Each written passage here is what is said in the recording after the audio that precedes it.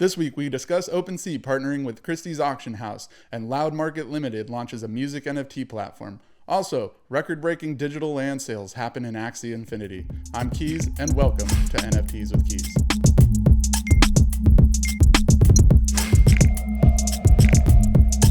Like, subscribe, and ring the bell for all that NFT news you need. Also, comment below. It helps a ton with the YouTube algorithms, and it also just helps with us in general. And again, thank you for everyone who's been following and watching our videos. It means a lot to all of us.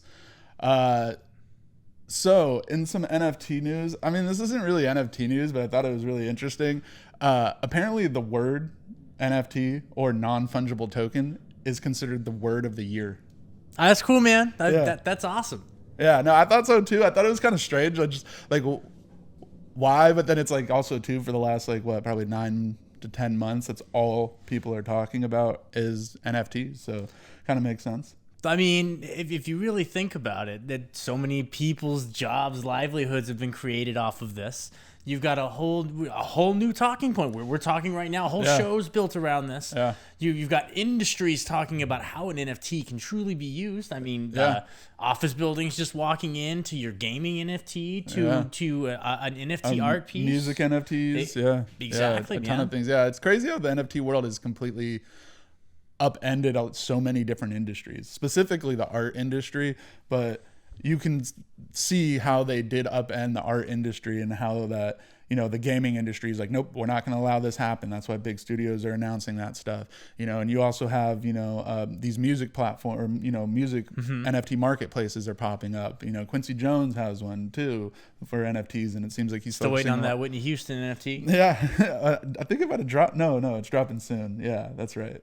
December 1st. I remember now. Remember my own notes. But yeah, so OpenSea and Christie's Auction House is just announced that they're going to be partnering, which at first when I read the headline, I was kind of like, okay, why? I don't get it. But apparently what it is Christie's is trying to really help their artists get royalties. So what they're doing is they're partnering with OpenSea to do their auctions on chain. So when you say on chain, do you mean not like third party? They have to use a smart contract that's been built, or the things with when it goes with the Christie's auctions or like Sotheby's and stuff like that, they're usually what it is a lot of times they're on a ledger. Okay. And so you're buying the ledger that has all the NFTs on it. So then you're actually paying. You can pay with crypto to these companies, but you're just basically transferring crypto. You're not buying something. Huh. So it's off chain. So the transfer of money so the smart contract doesn't actually get triggered and doesn't pay the artist the percentages. Wow. And this is commonplace. Yeah, no. But that's why Christie's is partnering with OpenSea to kind of give back in that way. At least that's the way I'm seeing it. Good on you. Seriously. Yeah, exactly. So I think that's really cool. I think it'll help Christie's, and I think Sotheby's will probably be coming right behind it. Because there's no way. I mean, this is huge for people like Beeple. That sale. Sure, he made the money, but if that sells again in private auction, he doesn't make anything. But now if it sells in Christie's in this OpenSea thing, then he's gonna take his 10% of probably like $100 million. Honestly, that's how it should be. Yeah, it's crazy to me that artists are still. Like, how long this has been going on? Artists being treated this way? Well, I mean, yes and no. I mean, you got to think the auction houses didn't really start getting into NFTs until late last year, maybe this year. The Beeple sale happened in what, Q1? That's fair. So you're talking. It's not that long. So it's not. I guess NFTs work so quickly that these time frames seem like years to me, when in all reality it's been months. yeah, exactly. Wow, that's insane. So it's but think about how much money that was sold, but a lot of that stuff that was being sold in those original auctions, those were original and those were the artists selling them. So but now it's like if they do let's say in these in this partnership or another partnership maybe with another marketplace for for Sotheby's or something, and then they start doing Bored Apes on chain, and then the people who created Bored Apes will get residuals off of those sales. Like that sale of the Bored Apes with the Kennel Club and all that I talked about a couple weeks ago, that was through private auction, so it wasn't on chain. So Bored Ape people never got a dime from that. I honestly now have an opinion and a stance on NFT in regard to this, and I am of the opinion that off-chain is messed up. Yeah. Messed up. No, it is. It's a way to kind of like squeak around or kind of avoid that royalty fee that you're paying, which it's like, okay, but I mean, that kind of takes away the point. You want to support the artist, you know? Yeah. But anyway, so the collection will feature artists from Andre O'Shea, I think it's Ocean World, and Ash Thorpe, and there's plenty others that are going to be happening. The collection will be able to be viewed starting December 1st through the 3rd, and bidding starts on the 4th through the 7th. That's kind of typical for auctions. They usually preview what they are about to show, so you can kind of see, you know, if it's something you want, kind of thing. It will be interesting to see how this goes down. I'm interested to watch it. Christie's Noah Davis said, "My hope is that this will be the beginning of a new era for NFT sales at Christie's, where amazing technology can be deployed to its full potential and facilitate the onboarding of even more traditional contemporary art collectors to Web3." So yeah, I think that's honestly, I do think what they're doing now will be greatly appreciated by all the artists out there. Not all the artists are going to end up in Christie's, but I think that is huge for them. It also gives kind of a warning shot to all the other auctions houses that are getting into NFTs. Like, yo, you need to do it on chain or no one will want to go to you, because they'll just come to us and we're doing it on chain and the artists can make their money. Right. Yeah. I mean, what's the difference? These people are still walking away with their NFT. Yeah. The artists are getting their cut. Well, and if anything, a lot of people who are collectors, NFT collectors, they support artists. That's the point. I know almost every NFT artist is an NFT collector, because they buy an NFT and then they'll flip it. Like, let's say they make 30 ETH off of NFTs, they'll spend 20 of that back into buying NFTs from other artists. So that's also how like the NFT community keeps growing, is because you end up with crypto whales that drop a few 100,000 coins and now they get distributed and now everyone's buying and buying and selling and buying. And now that's how so many NFT artists have, like just this week, I saw like 6 or 7 people say, I just bought this home. I bought this apartment in downtown New York, or I bought this. And it's like all with NFT money. It's like these people are killing it. I believe Where it. half of these people couldn't even afford to get out of their mom's basement. Now they're living on their own in these like luxury houses. It's crazy, man. It is crazy. NFTs is changing the world. Speaking of luxury homes, I want to thank you, Keys. Beach House Edition. Yeah. Again. Yeah. Thank you for allowing us to be, It's great. Worries, yeah. But yeah, so moving on. So Loud Market Limited, which I didn't know what this company was until I started looking into kind of music NFTs and stuff. And so they brand themselves as the first music NFT marketplace, which is kind of confusing to me, because I thought the Quincy Jones one was a music NFT spot too, but I guess it's a NFT marketplace. The one of with Quincy Jones is it's more than just music, but this one is solely for music. It's only for music NFTs. See, I'm really excited about this space.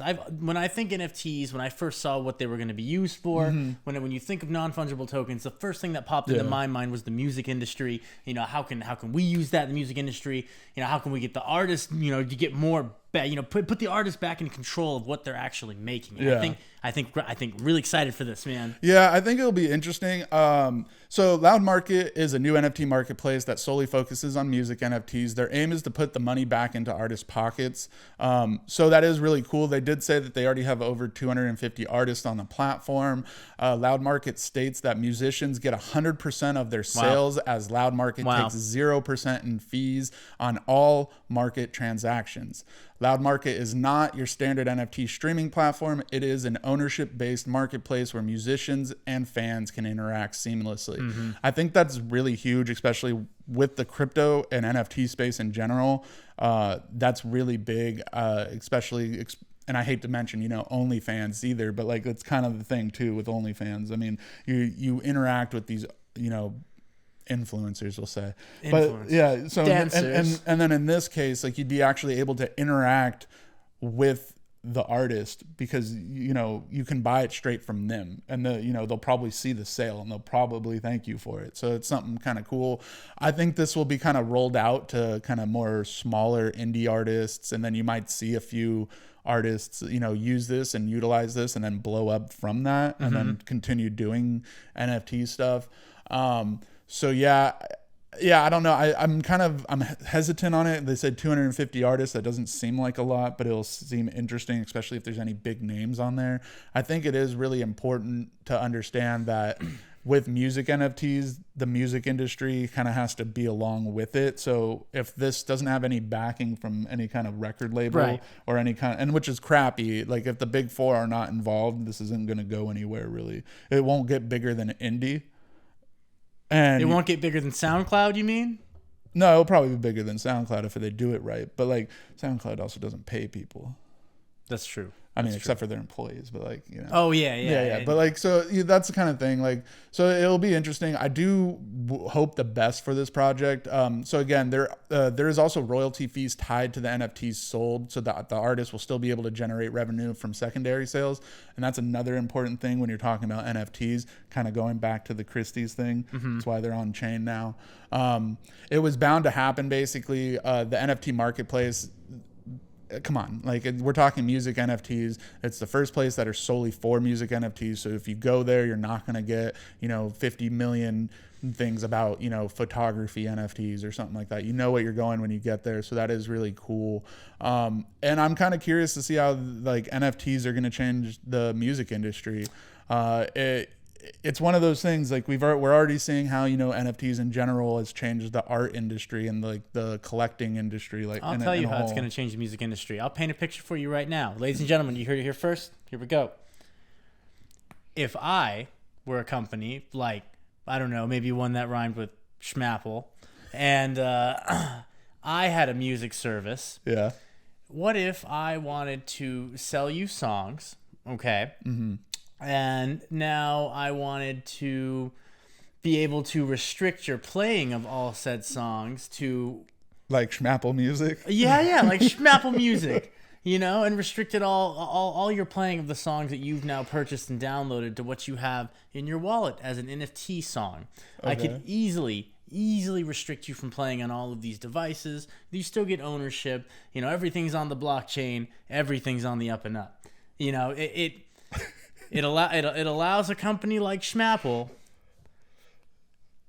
to do digital ownership of a song, right? Okay. And digital scarcity. They can now do like drops of albums and make it super scarce.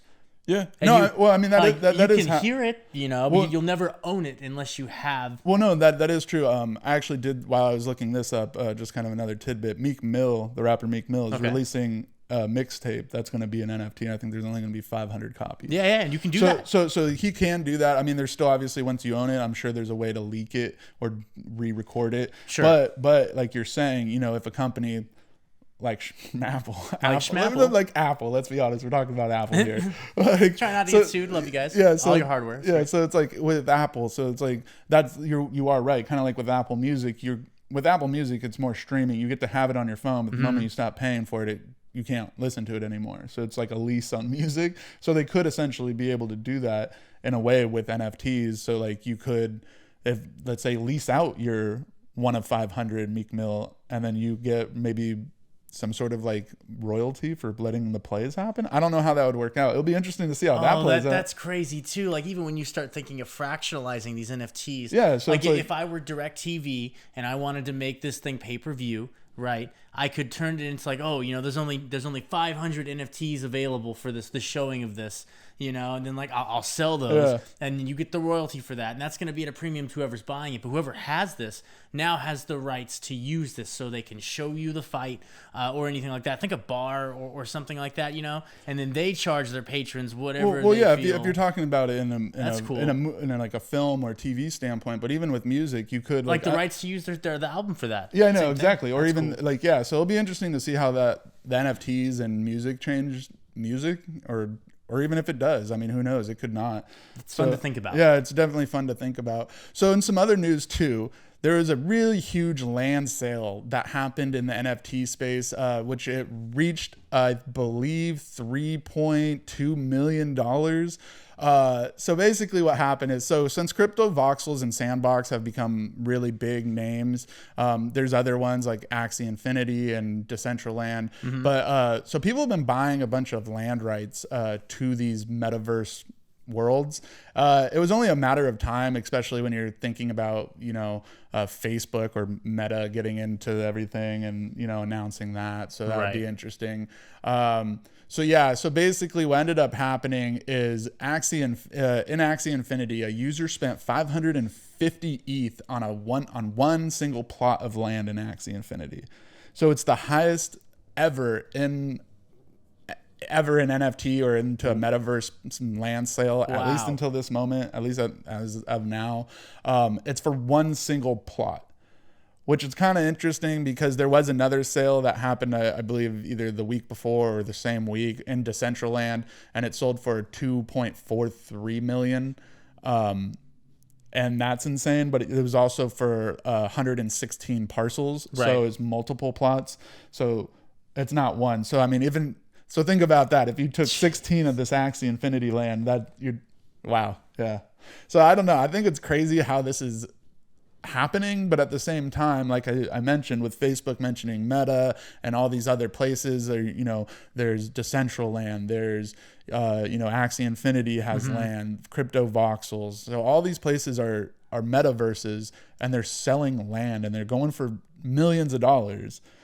I even tried getting in on some Crypto Voxel space in the beginning, but I got outbid, and I was like, damn. And now I'm mad because that thing 100 times.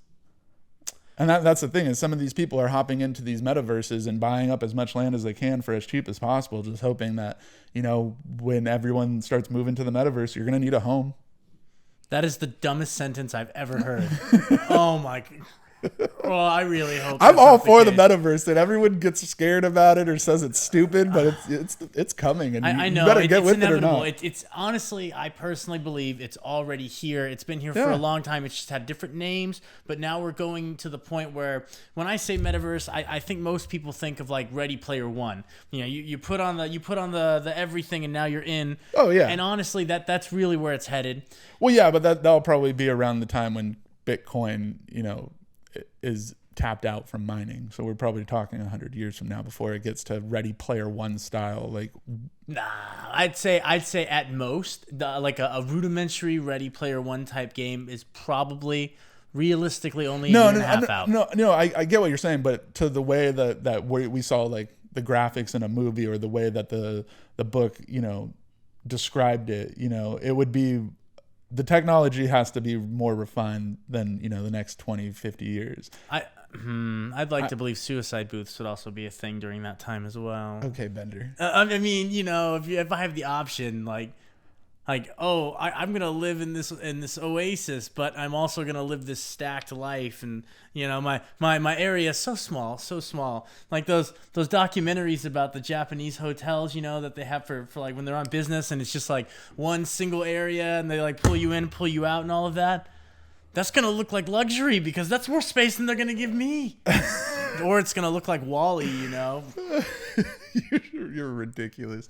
But yeah, so basically with this Axie Infinity sale, it kind of just keeps adding on to the numbers and records that Axie Infinity is breaking. I mean, just in this third quarter alone, Axie Infinity became the third most traded NFT collection ever. And wow. I don't see it slowing down anytime soon.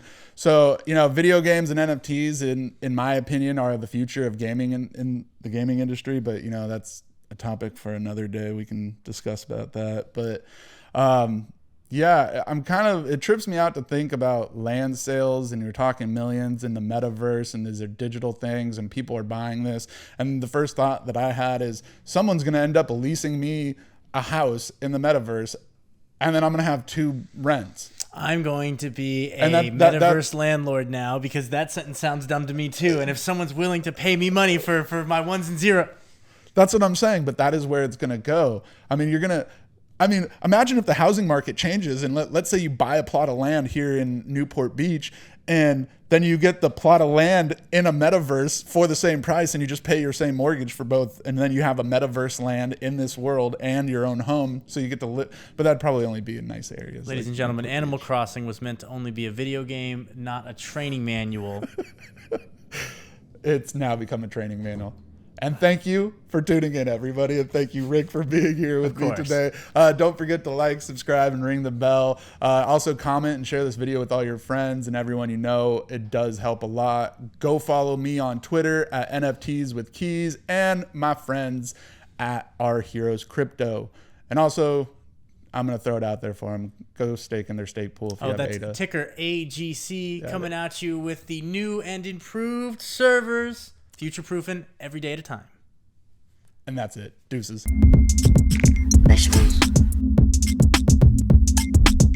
Here come